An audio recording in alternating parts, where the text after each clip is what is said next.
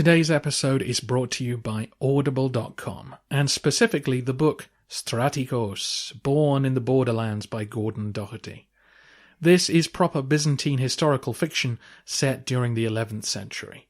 A young man with a tortured past contemplates joining the Theme army as the threat from the Seljuk Turks begins to rise.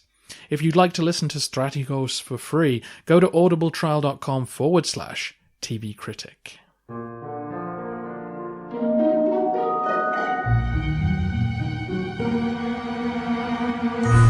Hello everyone and welcome to the History of Byzantium, episode 224, The Coup of Anna Komnene with Leonora Neville. Today's episode is our transition from Alexios' reign to that of his son John. We're going to talk about the slightly bumpy succession process, and in particular the alleged coup attempt by Anna Komnene herself. We are also going to talk about the transition from one generation of historians to the next, so we'll talk a little about the writers who will guide us from the end of Alexios' reign all the way to the sack of Constantinople in 1204 AD. You might be surprised to hear that Anna was involved in an attempted coup, but this is accepted fact in many places you look. Let's start with her entry in the Oxford Dictionary of Byzantium. In 1118, with the support of her mother, she schemed in order to obtain the throne for her husband, but the success of her brother John forced her to retire to a nunnery. Let's elaborate on that with a few sentences from Anna's Wikipedia page. Following her father's death in 1118, Anna and her mother attempted to usurp John. Her husband refused to cooperate with them, and the usurpation failed. As a result, John exiled Anna to a nunnery where she spent the rest of her life. Various scholars are quoted on Wikipedia saying that Anna felt cheated because she should have inherited the throne, and that in the Alexiad she was trying to stress her own right to the throne and her precedence over her brother John. I am pleased to say that the editors have gone on to include the following. In contrast, Leonora Neville argues that Anna was probably not involved in the attempted usurpation. Anna plays a minor role in most of the available medieval sources. Only Choniates portrays her as a rebel. We'll get to who Choniates is in a moment. This characterization of Anna is widespread. Even in the Penguin English translation of the Alexiad, the introduction explains that she wrote her history in a spirit of anger and revenge against her brother who had thwarted her desire to rule the empire. Now you might remember that Professor Leonora Neville is who I interviewed back in episode 197, essentially our first episode about the era of Alexios and the Crusades. So it's fitting that we end this period by hearing again from Professor Neville. At the end of our conversation that day, I asked her about this portrayal of Anna, a portrayal which she refutes in her excellent book on the subject. Since it's been so long since the original interview, I will be butting in from time to time to provide you with needed context. The gist of this whole situation is that there were rumours and rumblings about the succession from Alexios to John. For some reason, as Alexios grew old and ill, his heir John was not handed the reins of government. Instead, Alexios turned to his wife Irene to deal with the daily workload.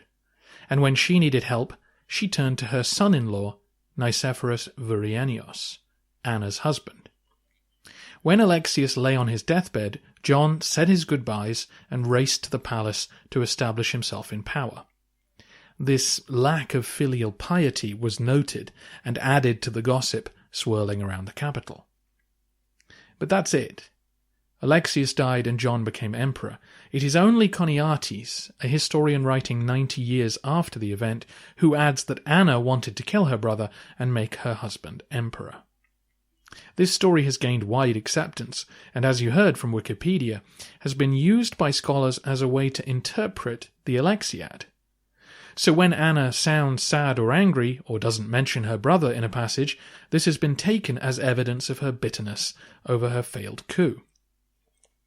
Back in episode 197, Professor Neville explained what she believes is behind some of the stranger passages in the Alexiad.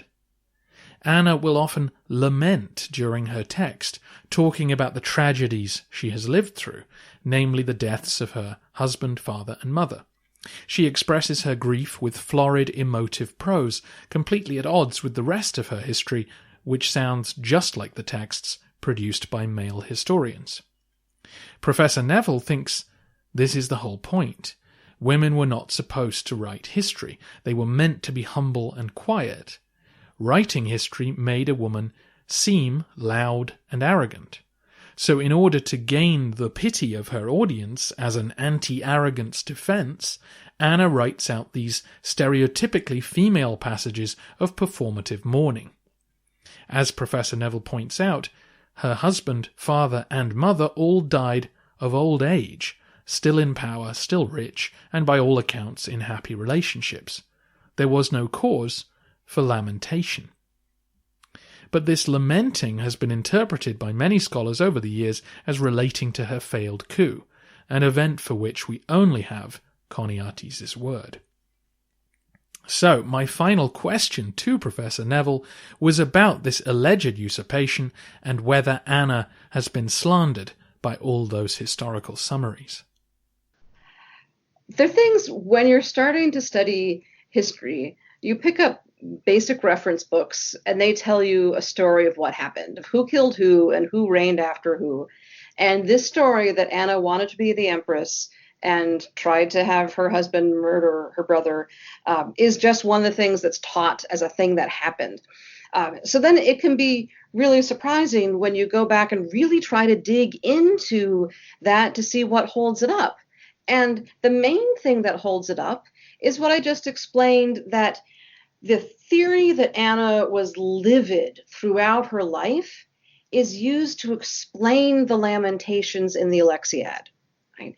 And before I came up with the theory that this is a way of humbling herself before her audience, which is actually a standard thing that we know from classical studies happens in ancient rhetoric and late antique rhetoric all the time. So it's not a new thing that you cry in order to make people pity you so that they don't think you're arrogant. That's normal. But when I started applying that to the Alexiad and say, aha, this is the reason why she's weeping and wailing, is to try to seem like a good woman according to the gender standards of the 12th century, then you don't need to use that story of the failed coup to explain why she's crying. And in the standard translations, which are excellent translations, and we're really blessed to have such good translations, there are plenty of parts, or like at least a couple of key places, where the meaning of the Greek is elucidated in light of our knowledge, supposedly, of what happened. Right? So the fact that she led a revolt that failed is used to interpret the Alexiad. And that the Alexiad itself then becomes the key bit of information that holds up the theory of her revolt. When she comes to talking about her sources, how did she come to this information? Right? That's later, it's in book 14, and she feels at this point no one's going to believe her history unless she explains that she really did research. So she admits, I actually followed my father on campaign. But woe is me, woe is me. Oh, this is so awful. My life is so horrible. Feel sorry for me. Right? And then she says, yeah, and in addition to going out on a campaign, I interviewed old soldiers. Right? I went out and I found the people who were there and I talked to them. But I've never left the house in 30 years. And woe is me, I'm so sorry. Right? And she goes back and forth. It's this crazy 5 pages in which she's playing ping pong between a very dispassionate discussion of historical methodology and crying her eyes out. Right? And that lamentation is making it acceptable for her to talk about this very transgressive behavior. But in that, she does say, right after she said, I traveled around interviewing soldiers, right? She says, I've never left the house for 30 years. And people take that as the evidence that she was imprisoned because of her failed coup. Right? And the reason people think, oh yeah, Anna admitted the whole thing because she said she's been in prison for 30 years. Right? But in my reading, she only says that as a rhetorical ploy. It's the same as she says that she's had countless seas and oceans of woes from before the time that she was 7, right? When she was a little girl, from her infancy, from her cradle, she's had woes and problems, right? She was a princess in an imperial palace. She didn't have woes and problems as a baby, right? That's just, it's rhetorical fiction. right? But that particular rhetorical fiction is taken as a fact because it holds up this story. So, yes, at one point during her lament, Anna says, "I have been at home for the past 30 years, or at least I have seen few people in that time." Thanks to other evidence, we also know that she lived in apartments attached to a monastic complex. Put these two things together, and one could draw the conclusion that, like so many failed rebels, she was incarcerated in a monastic house after her attempt to seize power. Running counter to this, though, is the fact that she had several children, that she attended their weddings, that she wrote and sponsored others to write philosophical texts, and that her husband continued to live with her and served in John's army for the rest of his life. This hardly sounds like a political exile. Now, some of this information has only come to light since 20th century scholars declared that Anna was a rebel who'd been locked up, but still, the story of Anna's coup continues to be told.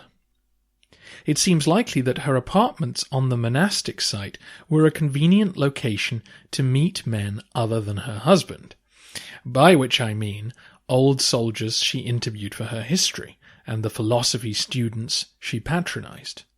By hosting them on monastic soil, some of the potential awkwardness of a married woman hanging out with other men could be avoided. Anna's claim that she hasn't left the house in 30 years is an attempt to sound like a good woman. As Professor Neville explained back in episode 197, the ideal Roman woman was one who had never been heard from, one who knew her place and who no one could gossip about. Anna, a history-writing, philosophy-patronizing princess, was clearly a source of gossip, and so has to come up with a literary artifice to protect herself from obvious criticism. Now we turn to the subject of the bumpy succession process. Now, Alexios, when he was getting old, did not choose to give John an army and have John campaign for him. Alexios had plenty of reasons to be distrustful of everybody, having grown up in a period of such political turmoil, people backstabbing each other all over the place. He was very hesitant to trust more than a very few people. He trusted his mom to take care of things for him and just a very few chosen generals. So he didn't give John a whole lot of power. In that situation, I think at the time there were plenty of people who were gossiping about that succession. And the person he did give authority to for at least doing some of the management as he got older, he did not give an army to Nikephoros Bryennios, but he did give Nikephoros authority within Constantinople to do management tasks for the empire. All right, so they've got a situation. That's Anna's husband. So Anna's husband is doing a lot of managerial work in the palace for Alexios as he gets old, and presumably John isn't. So that's a perfect recipe for a lot of people to be speculating about tension in the transition. I don't think for a minute that Alexios ever considered anyone other than his firstborn son to be the heir, right? That was the plan. There's no evidence that anyone actually ever tried to change the plan. But boy, would people have been gossiping about this situation. Just to elaborate on this, the evidence makes it abundantly clear that John was the undisputed heir to the throne. He was crowned emperor as a child, he appeared on coins with his father and mother, he was present on several of Alexios' campaigns, including the final confrontation with Bohemond. In the peace treaty that the Normans signed, he promised to remain loyal not only to Alexios, but to his son and heir John. Professor Neville is now going to talk about Anna's husband, Nikephoros Bryennios. Remember that Nikephoros was the grandson of Alexios' main rival for the throne, a man who Alexios defeated in battle and blinded. The Bryennios family were the wealthiest landowners at Adrianople in Thrace, and so Alexios tried to heal the wounds between their families by marrying his eldest daughter to his rival's grandson. The marriage was a happy one, in part because Anna and Nikephoros shared a love of higher culture. Nikephoros even wrote a history of his grandfather's life, which covered Alexios' victory over him and some of Alexios' time in power. So that's what I think was happening. It was a lot of talk, a lot of tension. Certainly, Nikephoros' own history makes a case for the validity of his own line, for his own family. He definitely denigrates Alexios, and he definitely says that his grandfather would have been a much better emperor if he hadn't been captured and blinded by Alexios. He simultaneously makes the case that infighting and civil war between aristocratic houses is horrible for the Roman Empire, right? That this destruction of the state, that they very nearly the whole thing came apart before Alexios, was caused by aristocratic infighting. And he thinks that's awful. So he's making two cases, that his house was best and he would have been a better emperor than John. I think it's clear he's making that case. At the same time, he's explaining to everybody, I support John because he's the person who's the emperor. And he's supporting this knitting together of the different houses so that this Komnenos family could be ruling and we could have peace and we wouldn't be having civil war. So if there is the reception of Nikephoros' history is something to be nice to know more about, it certainly doesn't seem as if John minded that this stuff was coming out because it gets more virulent as it goes on. The first couple of chapters of Nikephoros' history, there's sort of teasing, slightly derogatory comments about Alexios. And then as it goes on, it gets more and more critical. And at the end, it's really quite scathing. So as this book was written, John certainly heard about it, and he didn't mind having his dad portrayed in such a way, or at least he didn't do anything to prevent Nikephoros from continuing to get more bold in the criticism of his household. Right.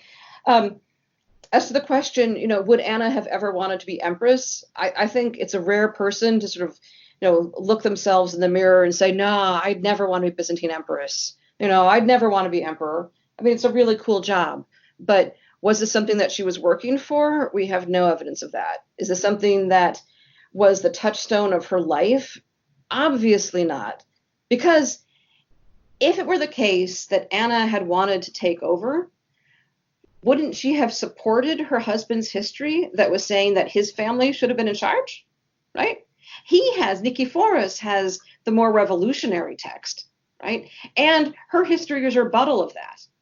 She's supporting the house of Komnenos against the Bryennios family and refuting her husband's history. So the idea that you often read in the histories that the reason why the coup failed was that Nikephoros was a wimp, right? They'll say that he was supposed to go and murder John, and then he failed to do that. That's Choniates' story from the late 12th century. He says that Nikephoros was supposed to go out and find John in a tent in the hunting fields and murder him, but he lost his passion for it. And the whole passage is filled with sexual innuendo. So it's his failure to go through with a murder is used with sexual double entendre to be a failed orgasm, right? And then Anna is supposed to be horribly, horribly upset at her wimpy husband and saying that I'm the man and you're the woman, but in very gross, vulgar terms. Right. So that story has Anna being the powerhouse wanting to claim the throne and Nikephoros being this passive, flaccid wimp. Yet, if you look at the things they actually wrote, Nikephoros is the one who's saying that, my family would have been a great emperors, right? We would have done fabulous with this. And in fact, Alexios, right, he's ruthless, he's craven, and he's not a person of good moral character. Right. But we need to support him because civil wars are awful. Right. And then Anna comes along and says, no, Alexios is fabulous. Right. He's great. So her history is a refutation of her husband's history. So there isn't any way that you can read the Alexiad as an anti-Alexios text. There's no way to make it an anti-Komnenos history. So, as you just heard, Choniates' story is that once John was in power, Anna and Nikephoros agree to overthrow him, but their plan fails when Bryennios loses his nerve. Anna is enraged by this and, echoing Cersei Lannister, says that it would be better if I was born a man, since then I'd be able to do this myself. Had this plot taken shape, it would have been an utter disaster for everyone involved. Alexios had other sons, and lots of other male relatives who would have disputed this coup. It could have sparked a ruinous civil war. John, by this point, already had 7 children of his own, including more than one son. The succession was lined up for the next 2 generations. We're so used to hearing about usurpations and coups that on the surface this story sounds plausible, but in reality Anna and Nikephoros would have been quickly isolated and destroyed by the rest of the family for this unthinkably selfish act. And as Professor Neville says, the Alexiad is a text so firmly in Alexios's camp that it's hard to imagine the author had really wanted to destroy his succession plans for the cause of her own vanity. So whatever happened, when they're in their 20s, when he died, they certainly got over it. And there's not really any evidence that much of anything happened. And as for Choniates, I described how all the story of politics can be read with this simmering sexual glop underneath. The whole introduction to his history is setting up the story of the decline of the Roman Empire by rooting it in the sexual dysfunction of Anna's family. Her parents and her husband and her brother are all described as the exact inversion of the proper role that they should have according to the norms of their society. They're doing exactly the opposite. So Irene is not deferent to her husband, right? And he is not able to keep his cool. He does not have dispassion. He loses it and gets angry. And John is disrespectful and Irene doesn't like him. They're all backwards. And it's all heavily sexualized throughout the entire passage. But when you're reading it in translation, you don't get any of that. And you just get this rather strange story in which Anna sticks out as this woman who wants to be a man. And so people focus on that and they read the whole thing as if it really happened. Where I think it's really quite clear. Choniates says, my history is really going to start when we get to the events that I actually know about, but I'm going to start back here anyway, just to start, right? So it's clearly a prologue or an archaeology that's explaining the backstory to the real history that he gets going. So I don't see any reason to take that as him really saying that any of this stuff happened. And it's all pretty fantastical in the story. We will, of course, be talking a lot more about Niketas Choniates when our narrative resumes. He is the heir to Procopius, to Psellos, to Anna, as in he writes a vivid, colourful narrative history, rather than, say, a dry chronicle. But Choniates was writing after the Crusaders had sacked Constantinople. Choniates was understandably horrified by this event, and naturally it coloured his entire history. We talked about the effect that capturing Jerusalem had on those who wrote about the First Crusade. Now think about Choniates. He was a very high official who had lived through Alexios's grandson's reign, so John's son's reign. And then he'd seen the empire fall apart. Infighting between the 4th generation of imperial Komnenoi led to disaster after disaster, culminating in the Latin takeover of the capital. Looking back for a place to begin his history, Choniates landed on Alexios's death. As Professor Neville and Professor Caldelis point out, though, his description of Alexios's dysfunctional family is clearly modelled on a text by Xenophon, the ancient Athenian writer. Like most medieval history writers, Choniates sees the fall of the empire as a result of the moral failings of its leaders. So he looks back to the start of the Komnenian dynasty and claims that the moral rot had set in already with Alexios's family. The modelling on Xenophon's text is so strong that it seems likely that Anna's coup was entirely made up by Choniates. He built on the rumours surrounding John's bumpy succession and used them as a basis to begin his exploration of the fall of the Komnenoi. This one interpretation of events by a male historian is then accepted by future generations of male historians as fact, in part because Anna, being such an exception to the rule, was left open to being misinterpreted and marginalized. I make a case that Anna would have convinced many of her readers that she was both a good woman and a good historian. At least she has an arrow in the quiver for every argument against having a woman write history. And I think for a lot of people that she actually knew, it probably worked. When we get to 30, 40 years later, another person, Choniates, who by all accounts is extremely traditional in his morality, his wife never left the house, right? And his family is very much sticking up for the women should be secluded, the men should act, and everyone should play their proper roles.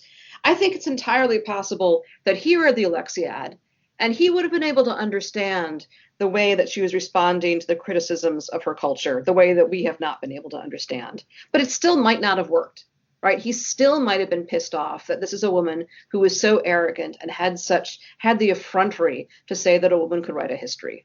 Right? Because although she's doing all of these tricks, we've only talked about a couple of them, but she does many different things throughout the book to try to mitigate against the sense that she's being transgressive and arrogant to be a woman writing history.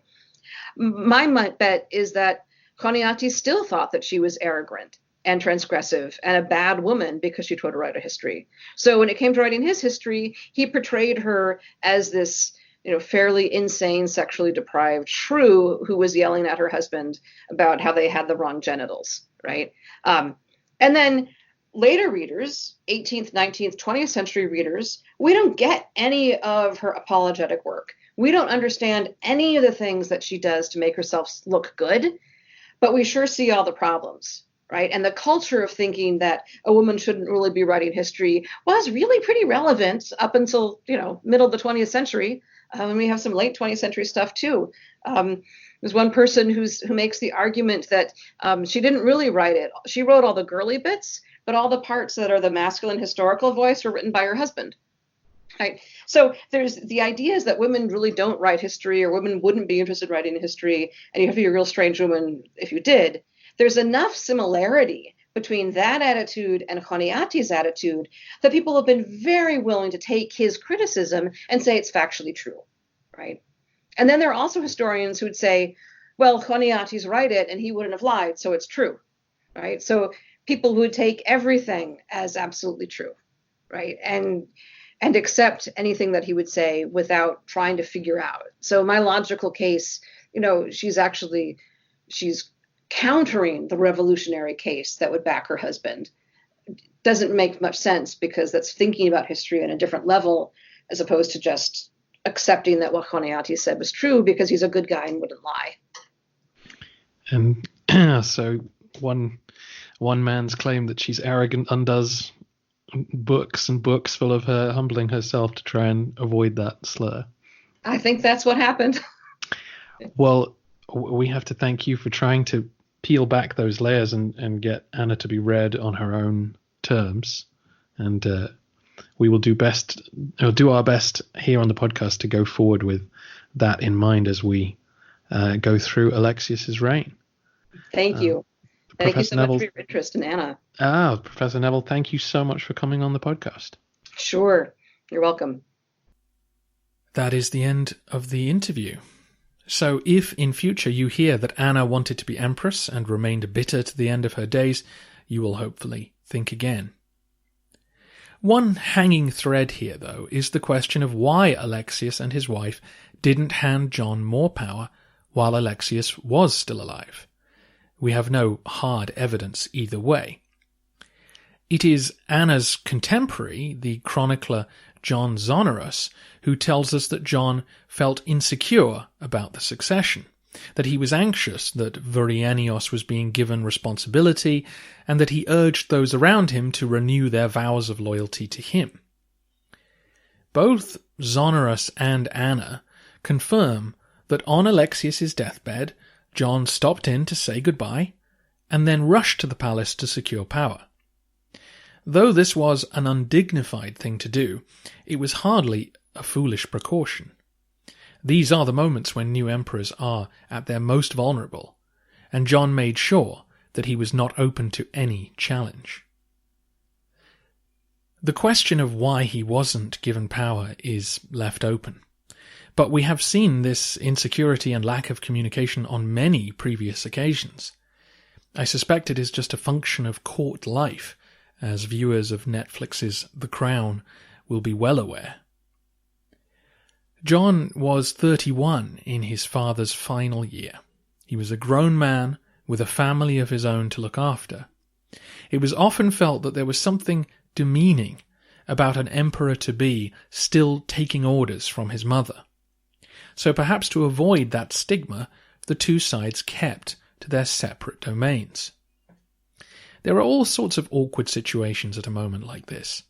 John's entire household was, to some extent, waiting for Alexios to die.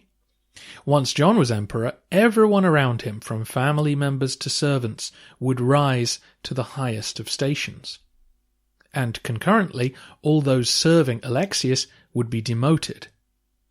To have John take charge of the daily affairs of government would lead to all sorts of clashes between the old guard and the new. So to avoid conflict, sons were often left out of things until their moment came.